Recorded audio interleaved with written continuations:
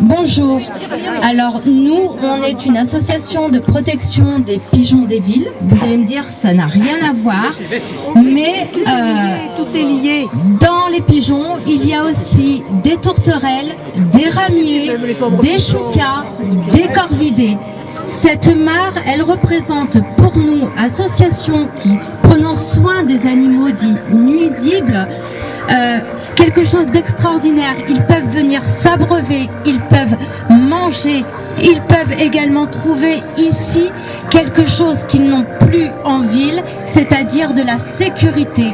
Nous en avons réellement besoin. Nous avons plus d'oiseaux. Aujourd'hui, moi qui habite en Lot-et-Garonne, je passe dans les champs, il n'y a plus de corneilles, il n'y a plus de corbeaux, il n'y a plus de choucas. Les champs sont désespérément vides. Les buses sont obligées d'arriver en ville pour chasser, pour trouver de quoi manger. Ces mares sont pour nous essentielles. Et n'oubliez pas que dans ces mares, il y a aussi des espèces protégées.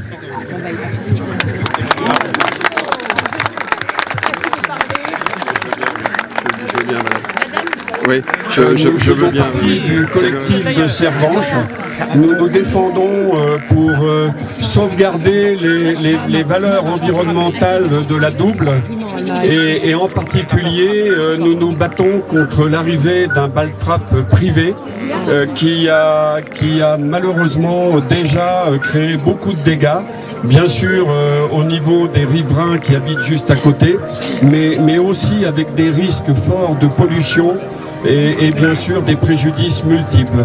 Ça veut dire qu'il y a un peu partout dans nos campagnes des gens qui se battent pour préserver la diversité.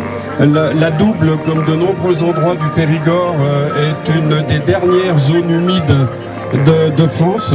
Et cette zone humide, nous y tenons parce que nous voyons encore une très belle diversité et j'avoue que nous tous, tous les matins et lorsqu'arrive le printemps, nous sommes très heureux d'entendre les grenouilles, nous sommes très heureux d'entendre, de voir le retour de nos rouge-queues, de nos hirondelles, nous sommes très heureux de voir également le retour de la huppe faciée et je peux vous dire qu'on est nombreux à se battre dans différentes associations. C'est parce qu'il faut vraiment défendre ce Périgord et en particulier ces différentes zones qui demain, si nous ne nous battons pas, finiront par disparaître. Parce que comme le disait M. Charolois, c'est la grande mécanique de l'argent, c'est la grande mécanique des pseudo-aménagements nécessaires du territoire, alors qu'à l'inverse, c'est la destruction d'une très grande partie de la nature et donc des risques énormes sur l'humain. Voilà, c'est tout. Voilà.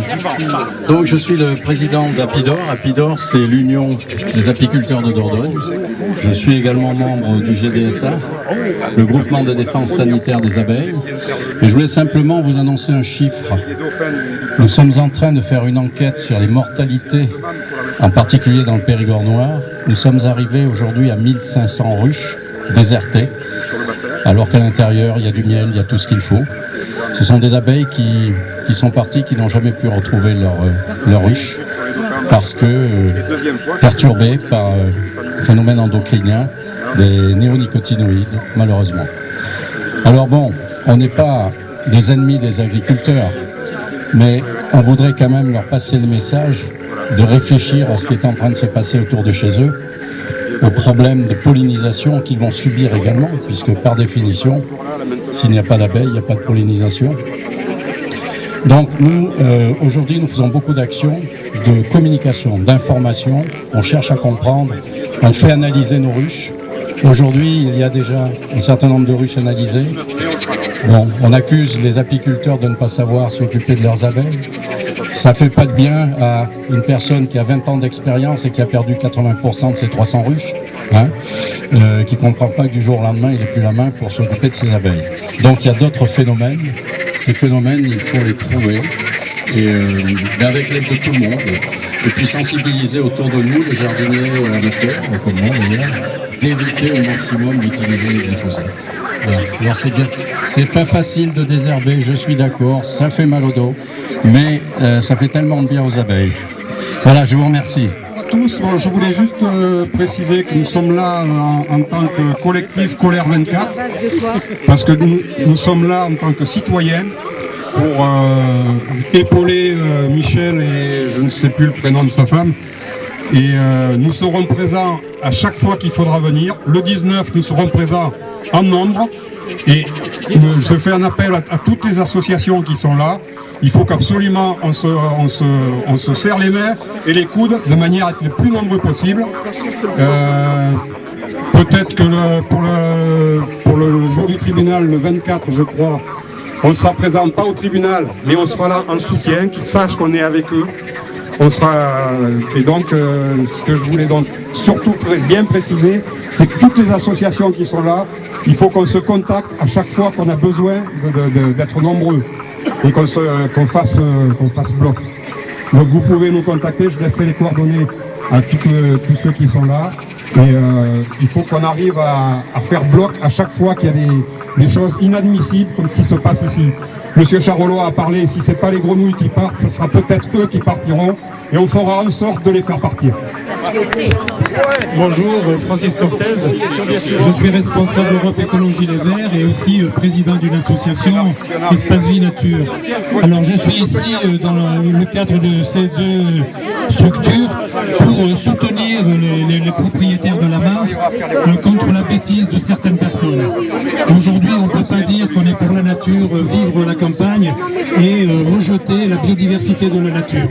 Dans cette mare, il y a des grenouilles, il y a des serpents, on l'a vu tout à l'heure, il y a des libellules, il y a des tas d'animaux et c'est important de sauvegarder tous ces animaux et la biodiversité. Donc encore une fois, je soutiens les propriétaires et je trouve dommage quand même que le ministre ne s'implique pas un peu plus pour donner son point de vue. Alors c'est trop facile de parler quand on n'a pas le pouvoir.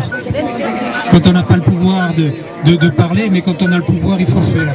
Et je trouve dommage que Hulot ne réagisse pas, ne réponde pas aux demandes des propriétaires. Merci. Bonjour, je m'appelle Antonio, je représente l'association Isles de Flore et de Faune sur les Riveracois.